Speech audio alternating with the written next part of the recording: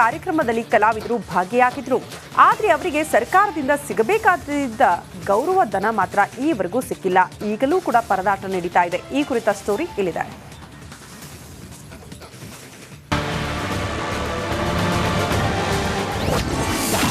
ದಿನನಿತ್ಯ ಬಡ ಕಲಾವಿದರ ಕಚೇರಿ ಅಲೆದಾಟ. ಗೌರವಧನ ನೀಡುವಂತೆ ಸರ್ಕಾರಕ್ಕೆ ಒತ್ತಾಯ. ಈ ದೃಶ್ಯ ನೋಡಿ. ಕಳೆದ ವರ್ಷ ಮುದ್ರಣಕಾಶಿ ಗದಗದಲ್ಲಿ ನಡೆದಿದ್ದ ಕಾರ್ಯಕ್ರಮ ಇದು. ಕರ್ನಾಟಕ ನಾಮಕರಣಕ್ಕೆ 50 ವರ್ಷ ಪೂರೈಸಿದ ಹಿನ್ನೆಲೆ ನಗರದಲ್ಲಿ ಕಳೆದ ವರ್ಷ ಅದ್ದೂರಿ ಕಾರ್ಯಕ್ರಮ ನಡೆಸಲಾಗಿತ್ತು.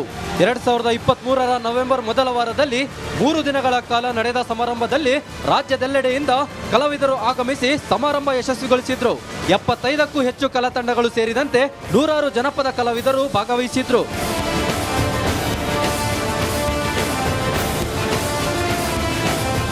ಆದರೆ ಕರ್ನಾಟಕ ಸಂಭ್ರಮ ನಡೆದು 9 ತಿಂಗಳು ಕಳೆಯುತ್ತಾ ಬಂದರೂ ಈವರೆಗೂ ಸ್ಥಳೀಯ ಕಲಾವಿದರಿಗೆ ಗೌರವಧನ ಸಿಕ್ಕಿಲ್ಲ. 11 ಲಕ್ಷಕ್ಕೂ ಅಧಿಕ ಗೌರವಧನವನ್ನ ಕನ್ನಡ ಮತ್ತು ಸಂಸ್ಕೃತಿ ಇಲಾಖೆ ಬಾಕಿ ಉಳಿಸಿಕೊಂಡಿದ್ದು ಕಲಾವಿದರನ್ನ ಜಾತಕ ಪಕ್ಷಿಯಂತೆ ಕಾಯಿಸುತ್ತಿದ್ದಾರೆ. ಗದಗ ನಮ್ಮದು ಒಂದು ದೊಡ್ಡ ದಕ್ಷಿಣ ಇದು ಸಂಗೀತ ಕಾಶಿ ಅನಿಸ್ಕೊಂಡು ಅಂಥ ದೊಡ್ಡ ಕಾರ್ಯಕ್ರಮ ಭಾಳ ಅದ್ದೂರಿಯಾಗಿ ಮಾಡಿದರು. ಈ ಕಾರ್ಯಕ್ರಮಕ್ಕೆ ನಮ್ಗೆ ಎಲ್ಲ ಕಲಾವಿದರಿಗೂ ಕೂಡ ಆಹ್ವಾನ ಮಾಡಿದರು. ಆ ಕಲಾವಿದರು ಬಂದಾಗ ನಾವು ಕೂಡ ಗದಗಿನಿಂದ ಕಲಾವಿದರು ಸುಮಾರು 30 ತಂಡಗಳು ಕೂಡ ನಾವು ಭಾಗವಹಿಸಿದ್ವಿ ಕಲಾವಿದರಾಗಿ. ಆ ಭಾಗವಹಿಸಿದ್ದಕ್ಕೆ ನಮ್ಮ ಕಲಾವಿದರಿಗೆ ಇವತ್ತಿನವರೆಗೂ ನಮಗೆ ಪೇಮೆಂಟ್ ಆಗಿಲ್ಲ. ಸ್ವತಃ CM Siddaramaiah, DCM DK Shivakumar ಸೇರಿದಂತೆ ಸಚಿವ ಸಂಪುಟದ ಬಹುತೇಕ ಮಂತ್ರಿಗಳು ಸಮಾರಂಭದ ಚಾಲನೆಗೆ ಸಾಕ್ಷಿಯಾಗಿದ್ದರು. ಇದೇ ವೇದಿಕೆ ಮೇಲೆ ಕಾರ್ಯಕ್ರಮ ನೀಡಿದ್ದ ದೊಡ್ಡ ಕಲಾವಿದರು, ಚಿತ್ರರಂಗದ ಗಣ್ಯರಿಗೆ ಅಂದೇ ಗೌರವಧನ ಪಾವತಿಸಲಾಗಿದೆ. ಆದರೆ ಸ್ಥಳೀಯ ಬಡ ಕಲಾವಿದರಿಗೆ ಮಾತ್ರ ಗೌರವಧನ ನೀಡದೆ ಸತಾಯಿಸುತ್ತಿದ್ದು ದಿನನಿತ್ಯ ಕಲಾವಿದರು ಕಚೇರಿಗೆ ಅಲೆದಾಟ ನಡೆಸುವಂತಾಗಿದೆ. ಕರ್ನಾಟಕ ಸಂಭ್ರಮ ನಮ್ಮ ಊರಾಗ ಆಚರಿಸಿ ಸುಮಾರು 1 ವರ್ಷ ಆಗಾಕ ಬಂತು. ಅದರೊಳಗೆ ಎಲ್ಲ ದೊಡ್ಡ ದೊಡ್ಡ ಕಲಾವಿದರು ಬಂದರು. ಲೋಕಲ್ ಕಲಾವಿದರನ್ನೆಲ್ಲ ಕರ್ಕೊಂಡು ಒಂದು 3 ದಿವಸ ಏನು ದೊಡ್ಡ ಹಬ್ಬ ಮಾಡಿ ಹೆಸರು ತೊಗೊಂಡ್ರು. ಇವತ್ತು ಆ ಕಲಾವಿದರಿಗೆ ಇನ್ನೂ ವರ್ಷ ಆದ್ರೂ ದುಡ್ಡು ಬಂದಿಲ್ಲ. ದೊಡ್ಡವ್ರು ಏನಿದ್ರು 30 ಲಕ್ಷ 40 ಲಕ್ಷ ಅವ್ರು ಕೊಟ್ಟು ಕಳಿಸ್ಬಿಟ್ರು. ಪಾಪ ನಮ್ಮ ಸ್ಥಳೀಯ ಕಲಾವಿದರಿಗೆ ಇನ್ನೂ ಮಟ್ಟ ದುಡ್ಡು ಬಂದಿಲ್ಲ. ಅವ್ರು ಹಾಕತ್ತಾರೆ. ಅವ್ರು ಏನು ಮನವಿ ಮಾಡ್ತಾರೆ ಅದು ಯಾರೂ ಕೇಳವಲ್ರು. ಬರೀ ಇವತ್ತು ನಾಳೆ ಅಂಥೇಳಿ ಅಡ್ಡಾಡಿಸುವಂಥ ಕೆಲಸ ನಮ್ಮ ಜಿಲ್ಲಾ ಒಳಗೆ ಆಗತ್ತಿದ್ದು ಖರೆ ಬೇಜಾರು. ಕಳೆದ 9 ತಿಂಗಳಿಂದ ಕಲಾವಿದರು ಗೌರವಧನಕ್ಕಾಗಿ ಅಲೆಯುತ್ತಿದ್ದಾರೆ. ಆದಷ್ಟು ಬೇಗ ಬಾಕಿ ಇರುವ ವೇತನ ಹಣವನ್ನು ಪಾವತಿಸಿ ಅಂತ ಸರ್ಕಾರಕ್ಕೆ ಒತ್ತಾಯಿಸಿದ್ದಾರೆ. ಇಲ್ಲವಾದರೆ ಹೋರಾಟ ಮಾಡುವ ಎಚ್ಚರಿಕೆ ನೀಡಿದ್ದಾರೆ. ಮಂಜು ಪತ್ತರ್, ರಿಪಬ್ಲಿಕ್ ಕನ್ನಡ, ಗದಗ. ಅಲ್ಲಿ ರಸ್ತೆ ಇದೆ, ಆದರೆ ವಾಹನಗಳು ಓಡಾಡಕ್ಕೂ ಆಗಲ್ಲ. ಜನರು ಓಡಾಡಕ್ಕೂ ಪರದಾಡಬೇಕು. ಹೀಗಾಗಿ ರಸ್ತೆ ಮಾಡಿ ಕೊಡಿ ಅಂತ ವಿಭಿನ್ನವಾಗಿ ಪ್ರತಿಭಟನೆ ಮಾಡಿದ್ದಾರೆ. ಎಲ್ಲಿ ಏನಾಯ್ತು ಆ ಕುರಿತ ಸ್ಟೋರಿ ಇಲ್ಲಿದೆ.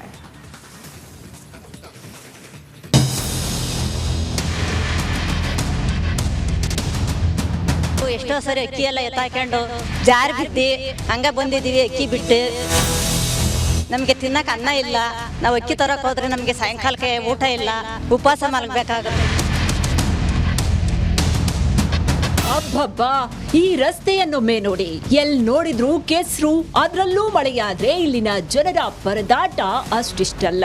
ಇದು ಹಾಸನದ ಹೊಳೆ ನರಸೀಪುರ ವಿಧಾನಸಭಾ ಕ್ಷೇತ್ರದ ತಿಮ್ಲಾಪುರ ಹಾಗೂ ಚೆನ್ನಾಪುರ ಗ್ರಾಮದ ಮಧ್ಯೆ ಇರುವ ರಸ್ತೆ.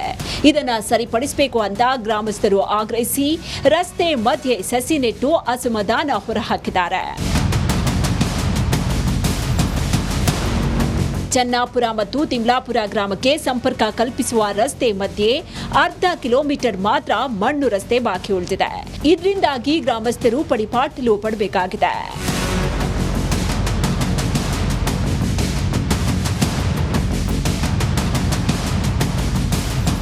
ಹೇಗಾದ್ರೂ ಮಾಡಿ ನಮ್ಮ ಗ್ರಾಮದ ಅರ್ಧ ಕಿಲೋಮೀಟರ್ ರಸ್ತೆ ಮಾಡಿಕೊಡಿ ಅಂತ ಗ್ರಾಮಸ್ಥರು ಅಳಲನ್ನ ತೋಡ್ಕೊಂಡಿದ್ದಾರೆ. ಇನ್ನಾದ್ರೂ ಸಂಬಂಧಪಟ್ಟ ಅಧಿಕಾರಿಗಳು, ಜನಪ್ರತಿನಿಧಿಗಳು ಇದನ್ನ ಸರಿಪಡಿಸ್ತಾರಾ? ಕಾದ್ ನೋಡಬೇಕಾಗಿದೆ.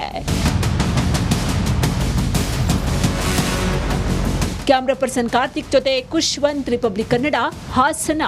ಅಕ್ರಮದ ಸದ್ದು ಜೋರಾಗ್ತಾ ಇದ್ದು ಸಿಎಂ ಕುರ್ಚಿ ಬಗ್ಗೆ ಅದಕ್ಕಿಂತ ಹೆಚ್ಚಾಗಿ ಚರ್ಚೆ ಆಗ್ತಾ ಇದೆ. ಸಿಎಂ ಪಟ್ಟ ಏರ್ಬೇಕೆಂಬ ಹಂಬಲದಲ್ಲಿದ್ದ ಡಿಸಿಎಂ ಡಿಕೆ ಶಿವಕುಮಾರ್ ಬಗ್ಗೆ ಭವಿಷ್ಯವಾಣಿಯೊಂದು ಕುತೂಹಲ ಮೂಡಿಸಿದೆ. ಈ ಕುರಿತ ಸ್ಪೆಷಲ್ ರಿಪೋರ್ಟ್ ಇಲ್ಲಿದೆ.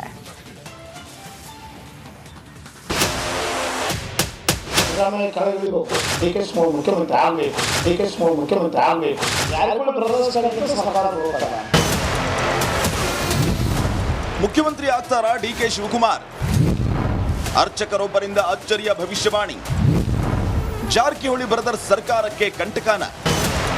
ಡಿಕೆ ಶಿವಕುಮಾರ್ ಸಿಎಂ ಆಗೇ ಆಗ್ತಾರಂತೆ. ಹೀಗಂತ ನಾವು ಹೇಳ್ತಾ ಇಲ್ಲ. ರಾಜ್ಯ ರಾಜಕಾರಣದ ಹಲವು ಬೆಳವಣಿಗೆಗಳ ಮಧ್ಯೆ ಅಚ್ಚರಿಯ ಭವಿಷ್ಯವಾಣಿಯೊಂದು ಹಲ್ಚಲ್ಲೇ ಬಿಸಿದೆ.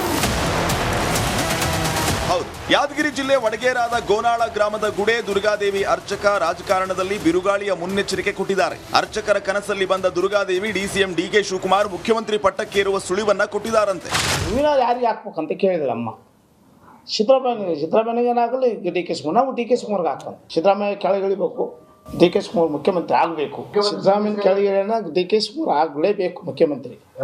ಹಂಗಂತ ಹೇಳಕ್ ಬರಂಗಿಲ್ಲ. ಅರ್ಧ ಅಂತ ಹೇಳ್ಬಿಟ್ರೆ ಮೊದಲೇ ಹೇಳಿ 50-50 ಅಂತ ಹೇಳಿ. ಸಿದ್ದರಾಮಯ್ಯನ ಆಗಬೇಕು ಮುಖ್ಯಮಂತ್ರಿ. ಸಿದ್ದರಾಮಯ್ಯ ಆದಮೇಲೆ ಡಿಕೆ ಶಿವಕುಮಾರ್ಗೆ ಆಗಲೇಬೇಕು. ಮೊದಲೇ ಹೇಳಿದ್ದಾಳೆ. ಮೊದಲು ಹೂವಿನ 2 ಆದಮೇಲೆ 2 ಹಾಕಲೇಬೇಕಲ್ಲ. ಇನ್ನು ಕನಸಲ್ಲಿ ಬಂದ ದೇವಿ ಸಿಎಂ ಡಿಸಿಎಂ ವಿಚಾರಕ್ಕಿಂತಲೂ ಸ್ಫೋಟಕ ವಿಷಯವನ್ನ ಹೇಳಿದ್ದಾಳೆ. ಸರ್ಕಾರ ಉರುಳೋದಿದ್ರೆ ಜಾರಕಿಹೊಳಿ ಬ್ರದರ್ಸ್ ಇಂದ ಅಂತ ಭವಿಷ್ಯ ನುಡಿದಿದ್ದಾಳೆ. ನಾವು ಕನಸಿನಲ್ಲಿ ಇರ್ತದೆ ಕರೆಕ್ಟಾಗಿ MB ಪಾಟೀಲ್ ಬಂದ ಕನಸಿನಲ್ಲಿ ನಮಗೆ ಬಂದು ನಮಸ್ಕಾರ ಮಾಡಿದ. ಗುರುಗಳೇ ಏನು ಸುದ್ದಿ, ನೀವು ಹೇಳಿದಂಗೆ ಆಗ್ತದ ಅಂದ. ಈಗ ನಿನಗೇನು ಬೇಕಾಯಪ್ಪ ಅಂದ. ನನಗೇನೇನು ಸರ್ಕಾರಗೇನು ಕೆಡುತ್ತೇನಂದ. ನನಗೂ ಕೆಡಬೇಕಂತ ಆಸೆ ಆಗ್ಯದ ಅಂತ. ಸರ್ಕಾರ ಕೆಡುತ್ತೀನಿ ಅಂತಂದೆ. ಅಂದಮೇಲೆ ಅವ್ರೇನಂದ್ರು, ನೀವು ಹೇಳೋದು ಕರೆಕ್ಟ್ ಆಯ್ತು ಅಂದೆ. ಹೆಂಗಪ್ಪ ಅಂದೆ. ಜಾರಕಿಹೊಳಿ ಬ್ರದರ್ಸ್ ಕಡೆಯಿಂದ ಸರ್ಕಾರ ಬೀಳ್ತದ ಅಂತ ಹೇಳಿ. ಮೂಡ ಹಗರಣದಲ್ಲಿ ಸಿದ್ದರಾಮಯ್ಯ ಕುರ್ಚಿ ಕಂಟಕ ಸಾಧ್ಯತೆ ನಡುವೆ ಭವಿಷ್ಯವಾಣಿ ಚರ್ಚೆಯ ಹುಟ್ಟು ಹಾಕಿದೆ. ಸಿಎಂ ಸ್ಥಾನ ಬದಲಾಗುತ್ತಾ? ಡಿಸಿಎಂ ಡಿಕೆ ಶಿವಕುಮಾರ್ ಸಿಎಂ ಕುರ್ಚಿ ಏರ್ತಾರ ಅನ್ನೋದನ್ನ ಕಾದ್ ನೋಡಬೇಕಾಗಿದೆ. ನಾಗರಾಜ್ ಮಗದುಮ್ಮ, ರಿಪಬ್ಲಿಕ್ ಕನ್ನಡ, ಯಾದಗಿರಿ.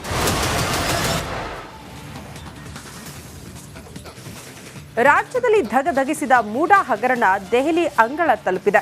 ಹೈಕಮಾಂಡ್ ಜೊತೆ ಮ್ಯಾರಥಾನ್ ಮೀಟಿಂಗ್ ನಡೆಸಿ ರಾಜ್ಯ ರಾಜಕೀಯದ ಕಂಪ್ಲೀಟ್ ಚಿತ್ರಣವನ್ನ ತಿಳಿಸಿದ್ದಾರೆ. ಬಳಿಕ ಸಿಎಂ ಪರವಾಗಿ ನಾವಿದ್ದೀವಿ ಅನ್ನೋ ಸಂದೇಶವನ್ನ ಕಾಂಗ್ರೆಸ್ ವರಿಷ್ಠರು ಕೊಟ್ಟಿದ್ದಾರೆ. ಈ ಕುರಿತ ಒಂದು ವರದಿ ಇಲ್ಲಿದೆ.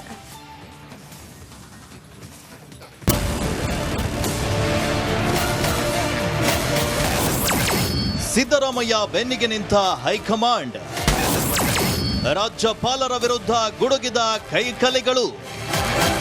ಮೂಡ ಹಗರಣದ ಸಂಬಂಧ ರಾಜ್ಯಪಾಲರ ನಡೆ ವಿರುದ್ಧ ಈಗಾಗಲೇ ರಾಜ್ಯಾದ್ಯಂತ ಧಗೆಧಗಿಸ್ತಾ ಇದೆ. ಗವರ್ನರ್ ವಿರುದ್ಧ ಆಕ್ರೋಶಗೊಂಡು ವಾಗ್ಯುದ್ಧವನ್ನ ನಡೆಸಲಾಗ್ತಾ ಇದೆ. ಈ ಮಧ್ಯೆ ದೆಹಲಿಗೆ ಹಾರಿರುವಂತಹ ರಾಜ್ಯ ಕಾಂಗ್ರೆಸ್ ನಾಯಕರು ಹಗರಣದ ಕುರಿತು ರಾಜ್ಯಪಾಲರು ಕೈಗೊಂಡ ನಿರ್ಧಾರದ ಬಗ್ಗೆ ವರಿಷ್ಠರಿಗೆ ಮಾಹಿತಿ ನೀಡಿದ್ದಾರೆ. ಸಭೆಯಲ್ಲಿ ಸಿಎಂಗೆ ಧೈರ್ಯ ತುಂಬಿದ್ದು ಮ್ಯಾರಥಾನ್ ಸಭೆ ನಡೆಸಿ ಮುಂದಿನ ಕ್ರಮಗಳ ಬಗ್ಗೆ ಚರ್ಚಿಸಲಾಗಿದೆ. ಸಭೆ ಮುಗಿದ ಬಳಿಕ ಮಾತನಾಡಿದ ರಾಜ್ಯ ಕಾಂಗ್ರೆಸ್ ಉಸ್ತುವಾರಿ ರಣದೀಪ್ ಸುರ್ಜೇವಾಲಾ ರಾಜ್ಯಪಾಲರ ವಿರುದ್ಧ ಗುಡುಗಿದ್ದಾರೆ. ಕೇಂದ್ರ ಸರ್ಕಾರದ ಕೈಗೊಂಬೆಯಂತೆ ವರ್ತಿಸಿದ್ದಾರೆ. ಏಕಪಕ್ಷೀಯವಾಗಿ ಅವರು ನಿರ್ಧಾರ ಕೈಗೊಂಡಿದ್ದಾರೆ. ನಾವೆಂದಿಗೂ ಸಿಎಂ ಪರ ಇರ್ತೇವೆ ಎಂದಿದ್ದಾರೆ. This is really an attack on people of Karnataka.